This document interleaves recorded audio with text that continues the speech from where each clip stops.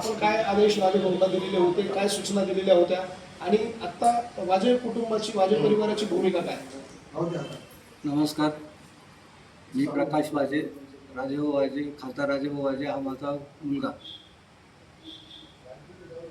शिवसेनेचे खासदार म्हणून ते निवडून आलेले आहेत आणि आता शिवसेनेमध्ये ऑपरेशन टायगर सुरू आहे असं सगळे माध्यमातून आम्हाला समजतं. परंतु कुठल्याही परिस्थितीत पक्ष सोडायचा नाही हे आमचं नक्की ठरलेलं आहे. हे त्यांनी मला सांगितलं आणि मी त्याला सांगितलेलं आहे आणि त्याप्रमाणे त्यासाठी जी काही मंडळी शिवसेनेची आम्हाला भेटायला आली होती त्यांची आम्ही भेट घेतली. त्यांनी भेट घेऊन त्यांना आम्ही हे सांगितलं की आम्ही पक्ष काही सोडू शकणार नाही आहे. 1.5 वर्षापूर्वी देखील राजेभाऊला ठाण्याला बोलून घेतलं होतं.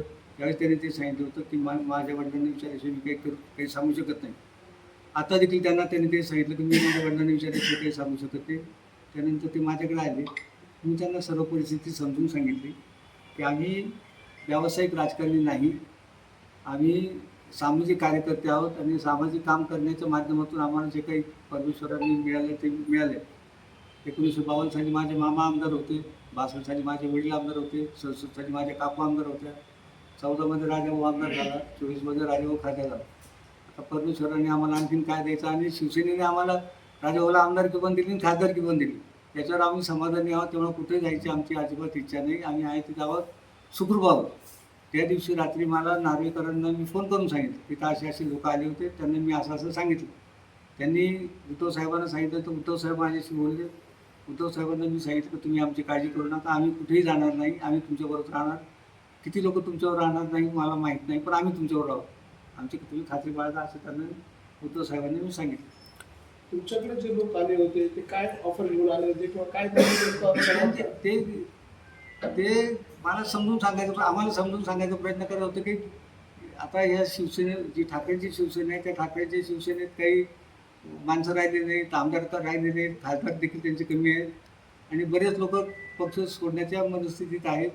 तेव्हा तुम्ही तिथं राहून का थांबून काय करणार आहात? तुमचं काहीतरी विकास कामाला तुम्हाला निधी मिळत नाही, विकास कामात तुमच्याकडून तुम्हाला अडचण येते, तर तुम्ही आपण जर तिकडे गेलो तर आपल्याला विकास कामाला निधी मिळेल, सेंट्रलकडून पैसे मिळतील, स्टेटकडून पैसे मिळतील. पण आम्ही सांगितलं आम्ही आहोत तिथं सुखात आहोत. विकास कामं काही शेवटी सरकारी विकास कामं हा काही कोणी खिशातून पैसे देऊन करत नाही. विकास होतो तो शेवटी सरकारी माध्यमातून होतो, सरकारी पैशातूनच होतो. तर तो विकास जसा व्हायचा तसा त्या पद्धतीने आम्ही प्रयत्न करू. तेवढं जेव्हा होईल तेवढं होईल. किती रुपयाची काय विकास कामांची ऑफर काय दिलेली होती का? काहीच विकास कामाला सहकार्य करू, मदत करू एवढंच होतं. या कमिटीमध्ये नेमकं कोण होते? काही आपल्याला याची कल्पना होती का? कारण नाही डायरेक्ट तुम्हाला कशी लोक ऐकत ही ठाण्याची मंडळी होती, त्यांची माझी ओळखच नाही. पहिली गोष्ट म्हणजे मी राजेभाऊ आमदार होतो तरी मी मुंबईला कधी गेलो नाही, राजेभाऊ खासदार झाले मी अजून दिल्ली पाहिजे होती आणि आम्ही एकमेकाच्या कामात हस्तक्षेप अजिबात करत नाही. त्यांनी त्या लोकांना सांगितलं माझ्या वडिलांना विचारल्याशिवाय मी काही करू शकत नाही म्हणून ते माझ्याकडे आले. त्यांना माझ्याकडे यायचं काहीच कारण नाही.